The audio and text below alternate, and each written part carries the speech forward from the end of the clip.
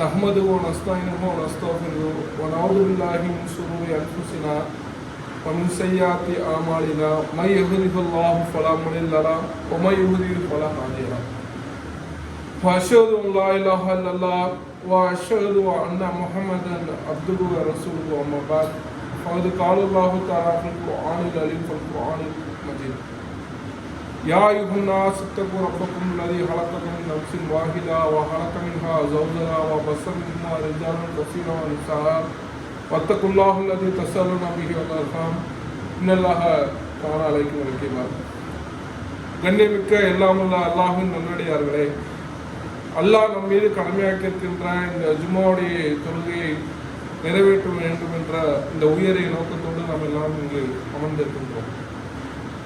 இந்த இணைய வேளையிலே அல்லாஹுடைய சாந்தியும் சமாதானமும் எம்பெருமானார் நபிகள் நாயகம் ஸல்லல்லாஹு அலைஹி வஸல்லம் அவர்கள் மீதும் அவர்களின் அடிச்சோடுகளை அப்படியே பின்பற்றி வாழ்ந்த உத்தம சத்திய சஹாபாக்கள், தாபீன்கள், தபோதாபீன்கள் மற்றும் இங்கு அமர்ந்திருக்கக்கூடிய உங்கள் மீது என் மீதும் என்றும் என்று நிலவட்டுமாக என்று கூறியவனாக எனது இந்த ஜும்மாவுடைய உரையினை நான் ஆர்வம் செய்கிறேன். அல்லாஹுடைய தூதரவர்கள் இந்த மார்க்கத்தை நமக்கு கற்றுத்தரும் பொழுது வெறுமென தொழுகை, நோன்பு, ஜக்காத், ஹஜ் போன்ற கடமை மட்டும் சொல்லித்தராமல் நம்மளுடன் வாழக்கூடிய சக மனிதர்களிடத்திலே நாம் எப்படி வாழ வேண்டும், எப்படி அவர்களிடத்திலே பழக வேண்டும் என்பதை பற்றி நமக்கு மிக மிக அதிகமாக முக்கியத்துவம் கொடுத்து சொல்லியிருக்கின்றார்கள். இதை பற்றி அல்லாஹுடைய தூதர் அவர்கள் சொல்லும் பொழுது, மன்கானா ஃபி ஹாஜித் அஹிஹி, யார் ஒரு சகோதரருடைய துன்பத்தை, ஒரு தேவையை நீக்குகிறாரோ, கானல்லாஹ் ஃபி ஹாஜத்திஹி, அவருடைய தேவையை அல்லாஹ் நீக்குகிறான். இன்றைக்கு நம்ம வந்து நோம்புடைய காலத்தில் வந்துட்டோம். மற்ற நாட்களில் நம்ம இருந்த அந்த ஆக்டிவிட்டிஸ், அதாவது நம்மளுடைய குண அதிசயங்களை அதை மாற்றி நம்ம என்ன செய்வோம் அப்படின்னு சொன்னாக்கா, தொழுகை, நோன்பு வைப்பது, இன்ன பிற ஜக்காத்துகளில் ஈடுபடுவது, தர்மம் செய்வது என்று அந்த நிலையில இருப்போம். அதை நம்ம உள்ளுக்குள்ள மாத்திக்குவோம். ஆனா அல்லாஹ்வுடைய தூதர் அவர்கள் நோன்புல மட்டும் இல்லாம எல்லா காலத்திலையும் என்ன சொல்லி இருக்கிறாங்க அப்படின்னு சொன்னாக்கா, நீங்க மற்றவர்களுடைய தேவையை நீங்க பாருங்க. வெறும் உறவினர்கள் தான் ஒரு உறவினர்களை பார்க்கணும் கிடையாது. இன்றைக்கு நம்ம வாழ்ந்துகிட்டு இருப்போம். இப்போ இந்த நீடாமங்கலம் பகுதி இருக்குன்னு சொன்னாக்கா, இங்கே ஒருத்தர் வந்து என்ன செய்வாருன்னா, நம்ம அண்டை வீட்டாராக இருப்பார், இல்லை நமக்கு தெரிஞ்சவங்களாம் இருப்பாங்க, ரொம்ப ஒரு ஏழ்மையான நிலையில் இருப்பாங்க. ஒரு மருத்துவ உதவி தேவைப்படும்.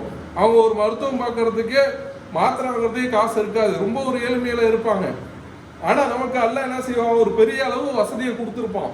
நம்ம என்ன செய்யக்கூடாது, கண்ணும் காணாமல் போயிடக்கூடாது. நம்ம ஏன் அவங்களுக்கு செய்யணும், நம்ம என்ன அவங்க வந்து நமக்கு உறவா இருக்கிறாங்களா? இன்றைக்கு நம்மளுடைய உள்ளத்துல நிறைய உள்ளத்துல அப்படிதான் ஓடிக்கிட்டு இருக்கு.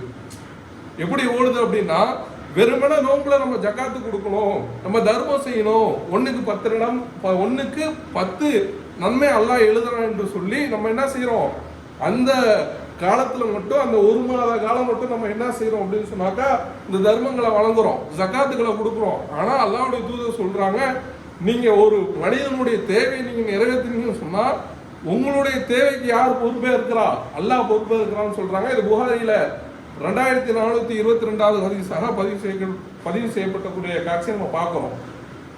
அப்ப நம்ம இதுல இருந்து விளங்கக்கூடிய பாடம் என்ன என்று சொன்னால், யாராவது ஒருத்தவங்களுக்கு ஒரு தேவை இருக்கா, ஒரு கல்வி ஒருத்தவங்க படிக்க முடியாம இருப்பாங்க. இன்றைய காலகட்டத்தில் படிச்சாதான் என்ன செய்ய முடியும், ஒரு நல்ல வேலைக்கு போக முடியும். ஏன்னா அந்த காலம் மாதிரி இன்றைக்கு உழைக்கக்கூடிய சூழல் வந்து யார்கிட்டையுமே இல்லை. இப்போ இன்னைக்கு ஒரு விவசாயம் பார்க்குறோம் அப்படின்னு சொன்னாக்கா, இன்னைய காலகட்டத்தில், அந்த காலத்தில் வந்து விவசாயம் தான் பெரிய தொழிலாக இருந்துச்சு. ஆனால் இன்னைக்கு விவசாயம் பார்க்கணும் அப்படின்னா விவசாயத்துக்குன்னு தனி மிஷின் வந்துருச்சு. ஒரு வேலையை எடுக்கிறோம் அப்படின்னு சொன்னாக்கா, அந்த வேலைக்கு என்ன செய்யறது, மிஷின் இன்னைக்கு கண்டுபிடிச்சிடலாம். நீ இன்னைக்கு 8 மணி நேரம் உழைக்கிறியா, நான் அதை 2 மணி நேரத்தில் நான் முடிச்சிருவேன், 1 மணி நேரத்தில் இந்த மிஷினை வச்சு முடிச்சிருவேன். இன்னைக்கு நீங்க பாருங்க, பெரிய பெரிய தொழில்கள்லாம் உற்பத்தி பண்றாங்க. அந்த உற்பத்தி பண்ணக்கூடிய தொழிலை பார்த்தீங்கன்னா, ஒரு 20-30 வருஷத்துக்கு முன்னாடி என்ன செய்வாங்க அப்படின்னு சொன்னாக்கா, இவங்க ஆள் வந்தால் தான் அங்கே வேலை நடக்கும். ஆனால் இப்போ அப்படி இல்லை. நீ வந்தாலும் சரி, வராட்டியும் சரி, நான் என்ன செய்வேன், அந்த தேவையை நான் முடிச்சிருவேன். பல கோடியில் மிஷின் போட்டு வாங்கி இறக்கி வச்சு அதை என்ன செய்வாங்க, உற்பத்தி பண்ணிடுவாங்க. அப்போ இன்றைய காலகட்டத்தில் கல்வி என்ன ஆகுதுன்னு சொன்னாக்கா ஒரு பிரதானமா இருக்கு. கல்வி இருந்தாதான் ஒரு வேலைக்கு போக முடியும். ஒரு இன்டர்வியூ அட்டன் பண்ணணுமா, நீ உன்னுடைய டிகிரி இருந்தாதான் நீ என்ன செய்ய முடியும், வேலைக்கு போக முடியும். இல்லைன்னா உன்னை உள்ளாரே என்டர் பண்ண விட மாட்டான். ஏன்னா மற்ற வேலைகளுக்கு போறதுக்கு சிரமமா இருக்கும். அப்ப நம்ம என்ன செய்யணும் அப்படின்னு சொன்னாக்கா, நம்மள இடத்துல எல்லாம் வசதியை கொடுத்துருக்கிறானா, இந்த கல்வியை என்ன செய்யணும், அவங்களுக்கு கொடுக்கணும். அதே மாதிரி இது கல்விக்கு மட்டும் இல்லை, ஒரு உணவு யாருக்காவது தேவையா இருக்கும், ஒரு கஷ்டப்படுவாங்க, நம்ம என்ன செய்யணும்னு சொன்னாக்கா அவங்களுக்கு உணவு வழங்கணும். அப்ப இந்த மாதிரி குணத்தெல்லாம் ரசூல் ஸல்லல்லாஹு அலைஹி வஸல்லம் அவர்கள் என்ன செய்யறாங்கன்னா, இந்த நோன்பு காலங்கள் மட்டும் இல்லாம எல்லா காலத்திலையும் என்ன செய்யறாங்க, அவங்க முன்னோடியாக திகழக்கூடிய காட்சி நம்ம பார்க்கிறோம். அதே மாதிரி அல்லாஹ்வுடைய தூதர் அவர்கள் காலத்துல அஸ்ஸரியாக்கள்னு சொல்லிட்டு ஒரு கூட்டம் இருந்தாங்க. இன்றைக்கு மார்க்கத்துல இந்த இனத்துக்கு தடை கிடையாது. எதுக்கு தடைன்னு சொன்னாக்கா, உயர்வு அளவுக்கு தான் தடை. நீ பெரியவன், நீ என்னோட தாழ்ந்தவன் அப்படிங்கிறதுக்கு தான் மார்க்கத்துல தடையை ஒழிஞ்சு, அந்த ஒரு இனம் சொல்லுவாங்கல்ல, அந்த கூட்டத்துக்கு மார்க்கத்தில் தடை கிடையாது. அப்போ அந்த அஸ்ஸரியாக்கள் என்ன பண்றாங்க அப்படின்னு சொன்னாக்கா, அவங்க அந்த மக்களை ரசூலா சிலாகித்து பேசுறாங்க. எப்படி பேசுறாங்கன்னா, அந்த அஸ்ஸரியாக்கள் கூட்டம் என்ன செய்யறாங்கன்னாக்கா, ஒரு நபர் இடத்துல இது இருக்கும், உணவு இருக்கும். ஒருத்தவங்கள சுத்தமா உணவே இருக்காது. இன்றைக்கு உணவுன்னா நம்ம சாப்பாடு சாப்பிட்றோம்ல, இன்றைக்கு பிரியாணி மற்ற சாப்பாடு இதெல்லாம் நமக்கு ஒரு பெரிய உணவா தெரியும். ஆனா அந்த காலத்துலலாம் என்ன உணவு அப்படின்னு சொன்னாக்கா, பால், பேரிச்சம்பழம், கோதுமை, இதுதான் பிரதான உணவா இருந்துச்சு. அப்ப இருக்கக்கூடிய அந்த சமயத்துல அந்த அஸ்ஸரியாக்கள் கூட்டங்கள் என்ன செய்யறாங்கன்னு சொன்னாக்கா, தன்னிடத்துல என்ன இருக்கோ அதை ஒரு துணியை விரிச்சு அதை வைக்கிறாங்க. ஒரு இடத்துல கோதுமை இருக்கும், 10 கிலோ 20 கிலோ கோதுமை இருக்கும், அதை கொண்டு வராரு. ஒரு இடத்துல ஒண்ணுமே இருக்காது, அவர் சும்மா வராரு. ஒரு இடத்துல ஒரு பாலோ பெருசமோ இருக்கும், அதெல்லாம் வச்சு என்ன செய்யறாங்கன்னு சொன்னாக்கா, அனைவரும் சமமா பங்கிடுறாங்க. உனக்கு தேவையா எடுத்துக்க, இது ஏன் ஜாமா, இது ஓன் ஜாமா அப்படிலாம் இல்லாம எல்லாருக்குமே என்ன செய்யறாங்க, அந்த அஸ்ஸரியாக்கள் கூட்டம் எல்லாத்தையும் வச்சு எல்லாம் அந்த மக்களுக்கு எல்லாமே சரிசமமா பிரிச்சு கொடுக்குறாங்க. அப்ப அல்லாஹ்வுடைய தூதர் அவர்கள் இதை பற்றி அந்த சஹாபாக்கள் இடத்துல சொல்றாங்க, ஃபஹும் மின்னி, அவர்கள் என்னை சேர்ந்தவர்கள், வட ஆமின்கும், நான் அவங்கள சேர்ந்தவன். எப்படி சொல்றாங்கன்னா, நம்மளுடைய சமுதாயம் என்னை சேர்ந்தவர்கள் எப்படி இருப்பாங்களோ அதற்கு உதாரணமாக இந்த அஸ்ஸரியாக்கள் கூட்டத்தை சொல்லக்கூடிய காட்சியை நம்ம பார்க்கிறோம். அப்ப இதிலிருந்து நமக்கு கிடைக்கக்கூடிய பாடம் என்னென்று சொன்னால், ஒருவருக்கு தேவை என்ன அளவுக்கு தேவை இருக்குதோ, ஒரு பண கஷ்டமோ இல்லை இன்ன பிற விஷயங்களாக இருந்தாலும் சரி, அவங்களுக்கு போய் நம்ம வழியை சென்று உதவணும் என்பதை அல்லாஹ்வுடைய தூதர்களுக்கு நமக்கு வலியுறுத்தி சொல்லக்கூடிய காட்சியை நம்ம பார்க்கிறோம். அதே மாதிரி ஒரு கிராமவாசி அல்லாஹ்வுடைய தூதர் அவர்கள் இடத்துல வராங்க, பள்ளியில சந்திக்கிறாங்க. சந்திக்கும் பொழுது அல்லாஹ்வுடைய தூதரே, நான் என்ன செய்யணும் அப்படின்னு, எங்கேருந்து வராரு அப்படின்னு சொன்னாக்கா, அந்த கிராமவாசி மக்காலேருந்து வராரு. மக்காலேருந்து சொல்றாரு, யார் ரசூலுல்லாஹ், நான் ஹிஜ்ரத் செய்யணும் அப்படின்னு சொல்றாங்க. ஏன்னா இவருக்கு ஹிஜ்ரத் பண்ண வேண்டிய தேவையே கிடையாது. ஏன்னா ஹிஜ்ரத் என்பது என்ன அப்படின்னு கேட்டா, அந்த மக்களை இஸ்லாத்தை ஏற்கும் பொழுது அவங்க அந்த இஸ்லாத்தை ஏற்ற காரணத்தினால் அவங்க என்ன செய்ய முடியாது அப்படின்னு சொன்னாக்கா, வாழக்கூடிய சூழ்நிலைக்கு கஷ்டப்பட்டு நம்ம இனிமேட்டு இந்த ஊர்ல இருக்க முடியாது, நம்ம எங்கேயாவது பயணப்பட்டு வேற ஊருக்கு போயிடுவோம். இது என்ன காரணம்னு சொன்னாக்கா, இந்த இஸ்லாத்தை ஏற்ற காரணத்தினால. இதுதான் ஹிஜ்ரத்து. ஆனா இவர் சொல்றாரு, நான் ஹிஜ்ரத்து பண்ணணும், அந்த நன்மையை நான் அடையணும் அப்படிங்கிறாரு. அப்ப அல்லாஹ்வுடைய தூதர் அவர்கள் சொல்றாங்க, உன்னிடத்துல ஏதாவது ஒட்டகம், ஆடு அந்த மாதிரி இருக்கா அப்படின்னு கேட்கறாங்க. யாரோ சொல்லலாம், என்கிட்ட ஒட்டகம் இருக்குது, ஆடு இருக்கு அப்படின்னு சொல்லும் பொழுது, நீ என்ன செய்ய அப்படின்னு சொன்னாக்கா, ஒட்டகத்தை தர்மமா கொடுத்துரு அப்படின்னு முதல் விஷயம் சொல்றாங்க. சொல்லிட்டு ரெண்டாவது சொல்றாங்க, அந்த ஒட்டகத்திலேருந்து கிடைக்கக்கூடிய பால் இருக்குல்ல, அந்த ஒட்டகத்தில் இருக்கக்கூடிய பால் இல்லை அந்த ஆட்டுடைய மாமிசத்தை எல்லாம் யார் கேட்குறாங்களோ அவங்களுக்கு நீ தர்மமா வழங்கிடு, இதுவே நீ அந்த ஹிஜ்ரத் செஞ்ச நன்மைக்கு போதுமானதுன்னு சொல்றாங்க. இது புகாரில 5712வது செய்தியாக வரக்கூடிய காட்சி நம்ம பார்க்கிறோம். அப்ப ரசூலுல்லாஹ் எதை பிரதானமா சொல்ல, தொழுகை நோன்பு இருக்கணும் தான், ஒரு அடிப்படை கடமையே தொழுகை நோன்பு தான். ஆனா ஒரு ஹிஜ்ரத் செய்யணுமா, அந்த நன்மையை நீ அடையணும்னு நினைக்கிறியா, பிற மக்கள் இடத்துல ரசூலுல்லாஹ் கவனிக்கிறாங்க, பிற மக்களுடைய தேவையை கவனிக்கிறாங்க. உன் இடத்துல வசதி இருக்கா, ஒட்டகம் இருக்கா, நீ என்ன செய்ய, அந்த ஒட்டகத்துடைய பாலை கறந்து நீ அந்த பிற மக்களுக்கு இல்லாதவங்களுக்கு கொடு. ஏன்னா அந்த காலத்துல பால் தான் உணவு, கோதுமை தான் உணவு, அந்த அப்பப்போ கிடைக்கக்கூடிய மாமிசம் தான் உணவா இருந்துச்சு. அப்ப ரசூல் என்ன சொல்றாங்க, அந்த பாலை நீ அந்த உணவா கொடு, பிற இல்லாத மக்களுக்கு கொடுன்னு சொல்லி அதை வற்புறுத்தி சொல்றாங்க. தொழுகை நோன்பை குறிப்பிடாம ஹிஜ்ரத் பண்ணணும்னு சொல்லும் போது ரசூல்லா இப்படி சொல்லல, நீ தொழுதியா நோன்பு வச்சியா அப்படின்னு கேட்கல, பிற மக்களுடைய தேவைகளை பார்க்குறாங்க. அப்போ இதை பிரதானமாக சொல்லும் பொழுது நம்மளுடைய வாழ்க்கையில் இதை அலட்சியமாக நம்ம எடுக்கக்கூடாது, ஒரு விஷயத்தையும் கவனிக்கணும். அப்போ இந்த சம்பவத்தை பார்க்குறோம். அதே மாதிரி அல்லாஹ்வுடைய தூதர் அவர்கள் அவங்க நபிங்கிற அறிவிக்கப்படுற காலகட்டத்தில், அதாவது ஜிப்ரீல் அலைஹிஸ்ஸலாம் அவர்கள் இறங்கி நீங்கள் தான் அல்லாஹ் தான் உங்களை நபியாக தேர்ந்தெடுத்திருக்கிறான் அப்படின்னு சொல்லக்கூடிய அந்த வேலையில் அப்போ அவங்க என்ன செய்கிறாங்க, பயந்து போய் கதிஜா ரலியல்லாஹு அன்ஹா அவர்கள்ட்ட சொல்கிறாங்க, இந்த மாதிரி ஒரு சம்பவம் நடந்துச்சு. ஏன்னா ரசூலுல்லாஹ்வுக்கு அல்லாஹ்வுடைய தூதர்னு அப்போ தெரியல. ஏன்னா திடீர்னு ஒருத்தவங்க சொல்லும் பொழுது அவங்க பயந்து போயிடுறாங்க. ஆனால் அதை சொல்லும் பிறகுதான் தெரியுது, காலம் செல்ல செல்ல தான் வகி இறங்க தான் என்ன செய்யுது, நம்ம அல்லாஹ்வுடைய தூதராக இருக்கிறோம். ஏன்னா அவங்க மனிதராக தானே இருந்தாங்க, அல்லாஹ் நம்மளை தேர்ந்தெடுத்திருக்கிறான் அப்படின்னு அவங்களுக்கு தெரியுது. அப்போ போய் கதிஜா நாயகிட்ட சொல்லும் பொழுது அப்போ கதிஜா ரலியல்லாஹு அவர்கள் சொல்கிறாங்க, வா தஹ்மினுல் மின்ன, நீங்கள் பிற மக்களுக்காக நீங்கள் என்ன செய்கிறீங்க, அவங்களுடைய தேவைகளை நீங்கள் தீர்க்கிறீங்க. வா தக்ஸிபுல் அஹ்ர, நீங்கள் என்ன செய்கிறீங்க அப்படின்னு சொன்னாக்கா பிற மக்களுக்காக நீங்கள் பாடுபடுறீங்க, அல்லாஹ் அவங்களை ஒருபோதும் இழிவுபடுத்த மாட்டான், நீங்கள் பயப்படாதீங்க அப்படின்னு சொல்லி யார் சொல்கிறா, கதிஜா ரலியல்லாஹு அவர்கள் சொல்லக்கூடிய காட்சியை பார்க்குறோம். ஏன்னா இது மெயினாக எதுக்காக நம்ம சொல்கிறோம் அப்படின்னு சொன்னாக்கா, நீங்கள் நீங்கள் ஒரு விஷயத்துக்காக பயப்படுறீங்க, பயத்துக்கு உள்ளாகிறீங்க.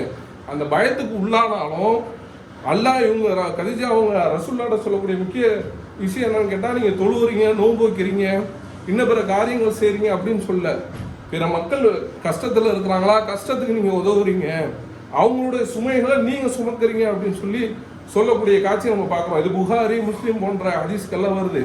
அப்போ கதிஜா ரலியல்லாஹு அவர்கள் அல்லாஹ்வுடைய தூதர் அவர்களை மெயினாக பிரதானமாக எதை சொல்கிறாங்கன்னு சொன்னாக்கா, ஒருத்தவங்களுக்கு கஷ்டமாக நீங்கள் உதவுறீங்க, அவங்களுடைய சும்மா நீங்கள் பார்க்க மாட்டீங்க, அவருக்கு தேவை இருக்கா அதை நீங்கள் பார்க்க மாட்டீங்க, ஆனால் அதை நீங்கள் என்ன செய்றீங்க, உங்களுடைய தேவைகளாக நீங்கள் என்ன செய்றீங்க அப்படின்னு சொன்னாக்கா அதை நீங்கள் பார்க்குறீங்க அப்படின்னு சொல்லக்கூடிய காட்சியை நம்ம பார்க்குறோம். அதே மாதிரி புகாரில் வரக்கூடிய இன்னொரு செய்தி, அல்லாஹ்வுடைய தூதர் அவர்கள் அந்த பள்ளியில் சபையில் அமர்ந்திருக்கும் பொழுது ஒரு விஷயத்தை சஹாபாக்கள் சொல்கிறாங்க. என்ன சொல்கிறாங்க அப்படின்னா, சதக்காலே சிறந்த சதக்கா எது தெரியுமா அப்படின்னு கேட்குறாங்க.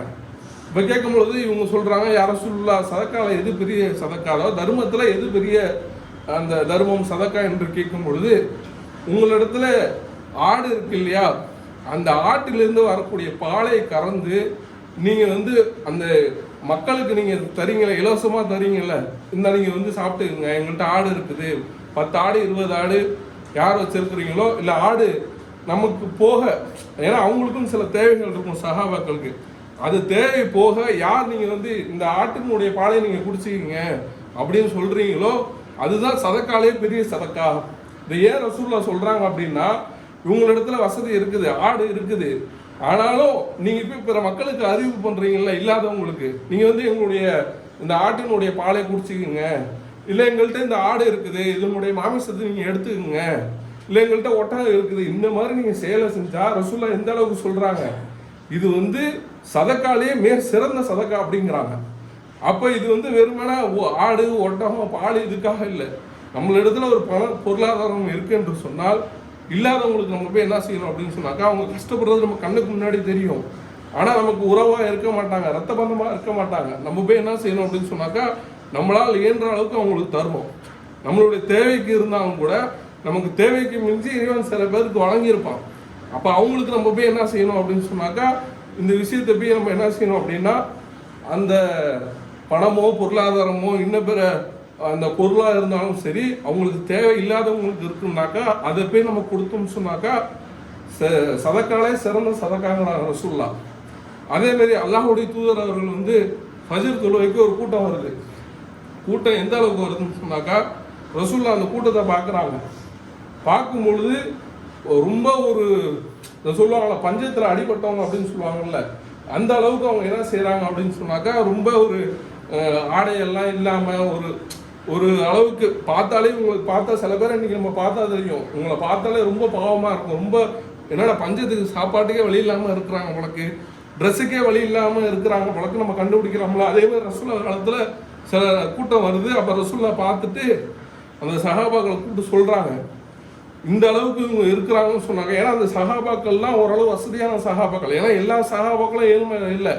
இப்போ அவங்களை கூப்பிட்டு இவங்கள்ட்ட சொல்கிறாங்க, இவங்க இந்த அளவுக்கு இருக்கிறாங்க அப்படின்னு சொன்னாக்கா ரொம்ப கண்ணெல்லாம் கொதிச்சு போய் ரொம்ப ஒரு கோபத்தில் சொல்கிறாங்க, இந்த மாதிரி இவங்க இருக்கிறாங்களே, இதெல்லாம் நீங்கள் பார்த்துட்டு எப்படி நீங்கள் வந்து இவங்களுக்கு வழங்காமல் இருக்கிறீங்க அப்படின்னு சொல்லி அவங்களுக்கு முடிஞ்ச அளவு என்ன செய்கிறாங்க, அதை வந்து கண்டிக்கிறாங்க. இந்த மாதிரி உங்களுடைய நிலைமை இருக்குது என்று சொன்னால் இது நம்ம என்ன செய்யணும் அப்படின்னா, அவங்க ரசூல்லா சொல்லக்கூடிய அந்த கான்செப்ட் எதுக்கு வராங்கன்னு சொன்னாக்கா, உங்கள்கிட்ட இருக்கு அளவுக்கு மிஞ்சின ஒரு தேவைகள் இருக்குன்னு சொன்னாக்கா அதை நீங்கள் இவங்களுக்கு உதவுங்க. ரொம்ப வந்து ஒரு ஏழ்மையான நிலைமையில இருக்கிறாங்க, ரொம்ப பஞ்சத்தில் அடிபட்ட மாதிரி இருக்கிறாங்க, அவங்களுடைய தோற்றத்தை பார்க்கும் பொழுது என்ன செய்யுது அப்படின்னு சொன்னாக்கா ரொம்ப ஒரு ஒரு கொடூரமான நிலைமையிலும் பாவமான நிலைமையிலும் இருக்குன்னு சொல்லி அது அந்த இதை எதுக்கு சொல்கிறோம் அப்படின்னா, அந்த சஹாபாக்களை கூப்பிட்டு முக்கியமாக சொல்கிறாங்க. வெறுமனா வந்தாங்க பள்ளியில் தொழுதாங்க போனாங்கன்னு இல்லை. ஏன்னா அவங்க வந்து ஒரு தேவைக்காக வரல, அவங்க அந்த பள்ளிக்கு தொழுவ வந்திருக்கிறாங்க. ஆனால் தொழுவு வந்து ரசூல்லா கண்ணும் காணாமல் இருந்துட்டு போயிடலாம். தொழுதாங்க வந்தாங்க முடிஞ்சு போயிட்டாங்க அப்படின்னு சொல்லிட்டு இருந்துடலாம். ஆனால் ரசூல்லா என்ன பண்ணுறாங்கன்னு சொன்னாக்கா சஹாபாக்களை கூப்பிட்டு இதை பார்க்க சொல்கிறாங்க, இவங்களோட நிலைமையை பார்க்க சொல்கிறாங்க.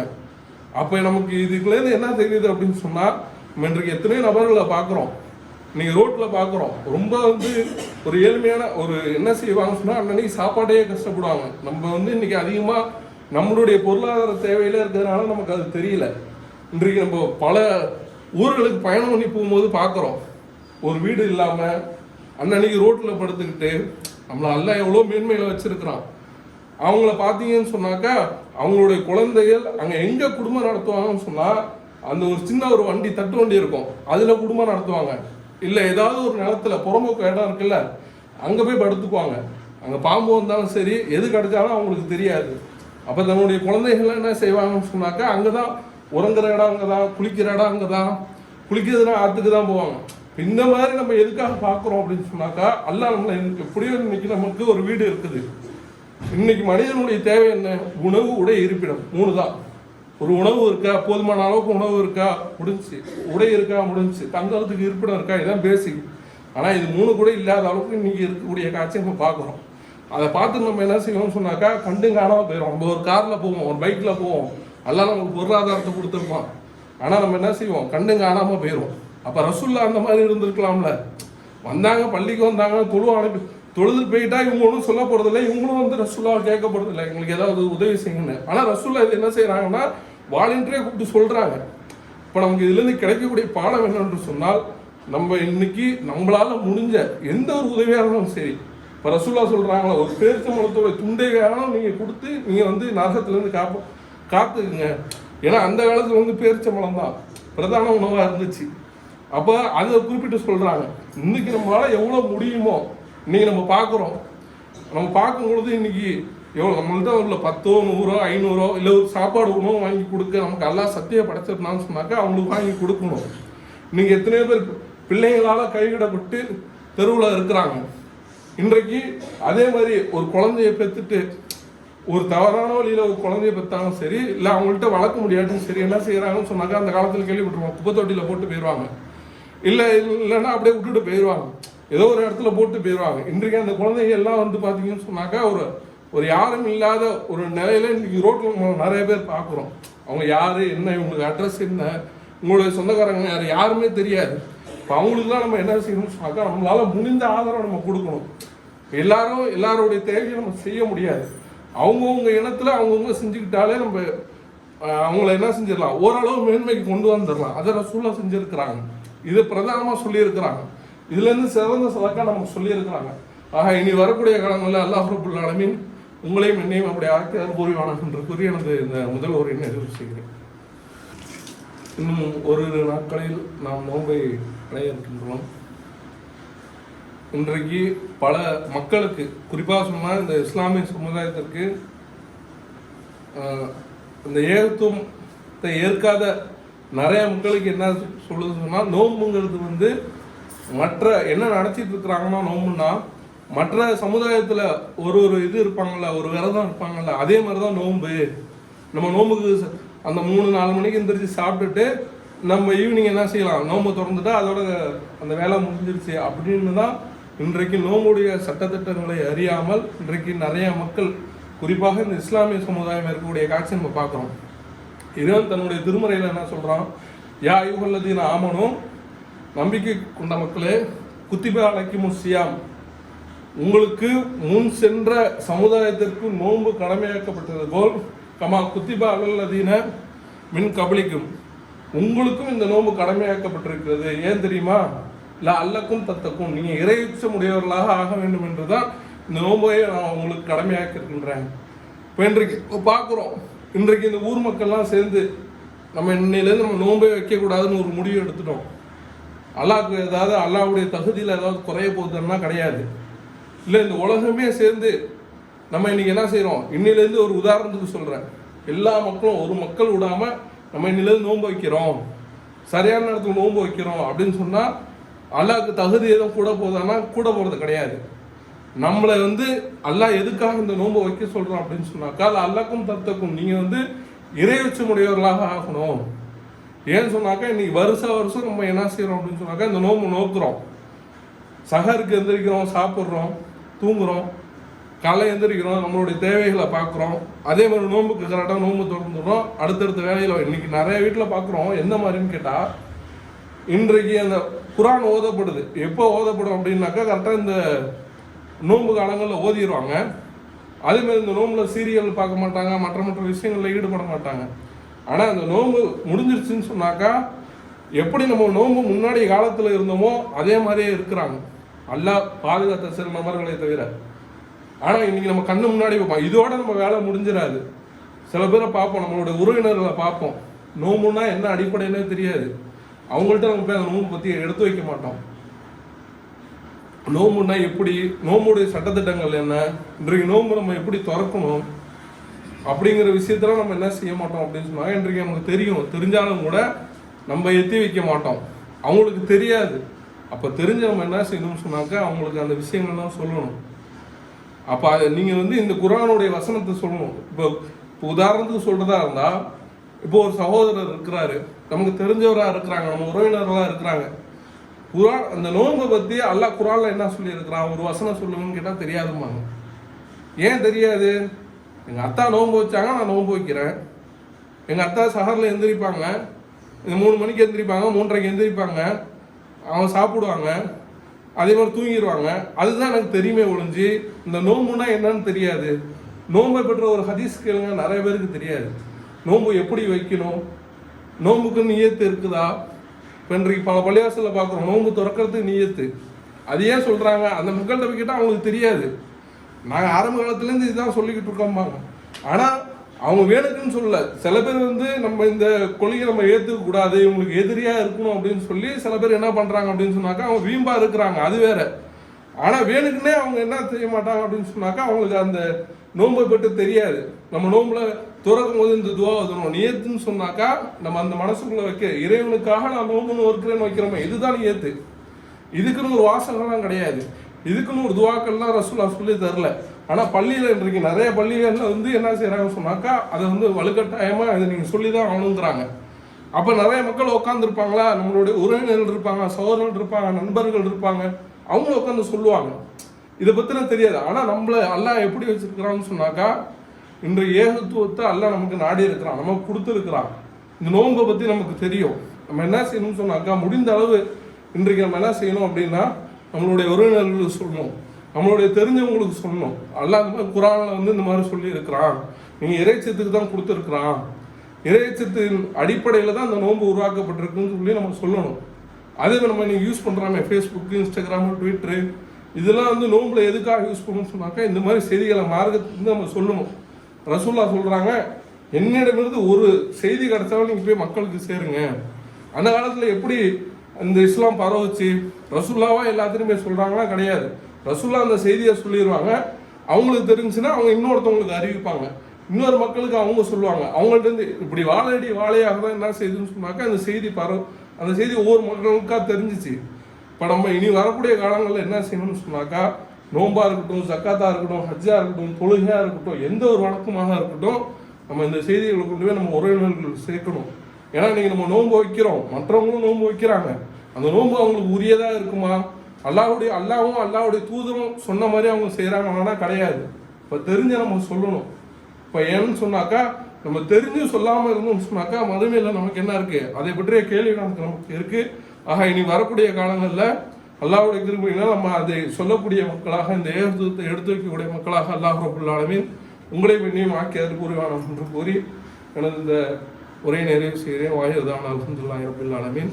அஸ்ஸலாமு அலைக்கும் வரஹ்மத்துல்லாஹி வபரகாத்துஹு.